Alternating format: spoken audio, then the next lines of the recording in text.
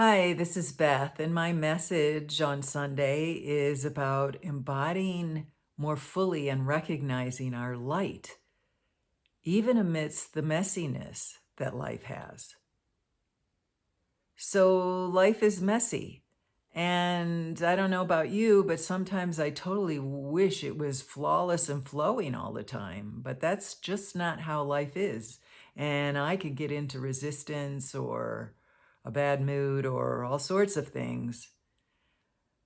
But what if messiness is sacred and that messiness is an avenue to recognize and embody our light more?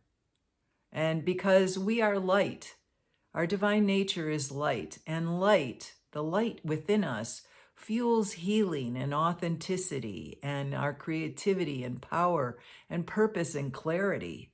All these great, juicy things. And so, how do we, amidst all the messiness, hold on to and recognize more fully our light, our radiant divine light that we all are? Please join me in more of that discovery.